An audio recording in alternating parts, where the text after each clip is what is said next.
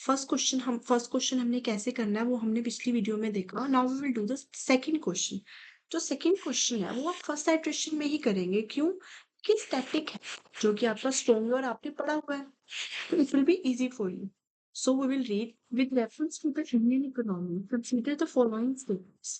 तो जो first point है वो कह रहा है कि an increase in need indicates the appreciation of need and read का कंसेप्ट हमें पता है कि जब वो इंक्रीज होता है तो उससे एप्रिसिएशन ऑफ रुपी होता है।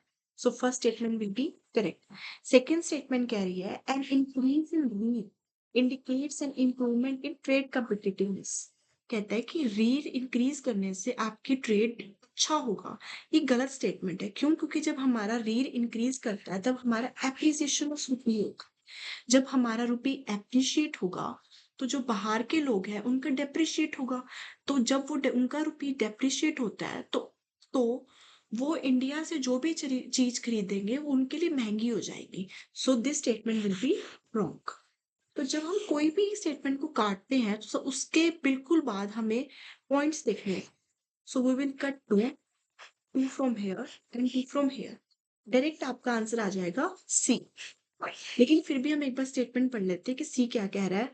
That the increasing trend in domestic inflation relative to inflation in other countries is likely to increase divergence between near and weak। क्योंकि ये स्टेटमेंट बिल्कुल करेक्ट है। क्यों? क्योंकि दोनों के बीच में का जो डिफरेंस है वो है ही इन्फ्लेशन का। तो अगर इन्फ्लेशन ज्यादा बढ़ती जाएगी तो दोनों के बीच में फर्क भी ज्यादा आएगा। So third statement will be correct. Next moving to the third question. With reference to the Indian economy, consider for the following statements.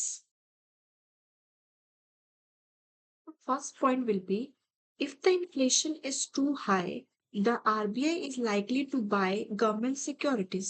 कि अगर इन्फ्लेशन बहुत है तो आरबीआई बाय करेगी government securities? No, RBI will sell the government securities. Right? तो आपका first cut हो गया। मैंने आपको पिछले क्वेश्चन में बताया जब भी आप कोई स्टेटमेंट कट करेंगे तो आप सबसे पहले ऑप्शंस पे जाएंगे और ऑप्शन से कट करेंगे। This will be cut and this will be cut. तो आपका आंसर विल बी बी। लेकिन फिर भी हम एक बार पढ़ेंगे कि क्या स्टेटमेंट्स है।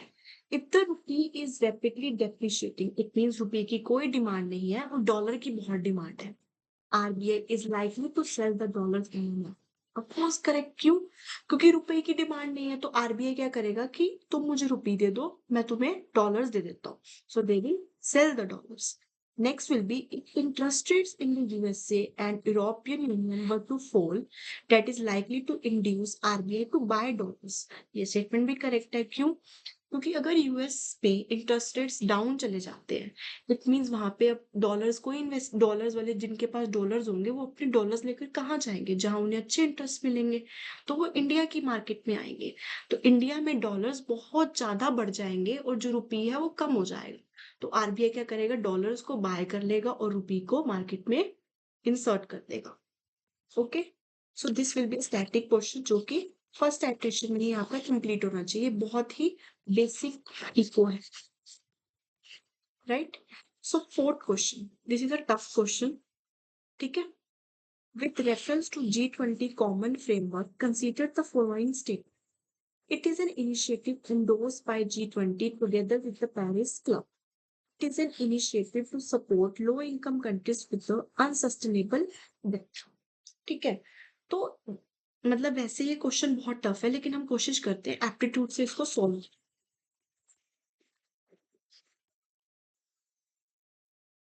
ठीक है। It is an initiative endorsed by G20 together with the Paris club. Generally क्या होता है कि ये जो एंडोर्स्ड वर्ड है ना ये पहले भी 2014 और 2015 और 2016 में यूपीएससी ने इस वर्ड को यूज किया। आई थिंक 2016 या फिर इसी ईयर में इसको यूज किया गया है जिसमें ये स्टेटमेंट जनरली करेक्ट है। ठीक है।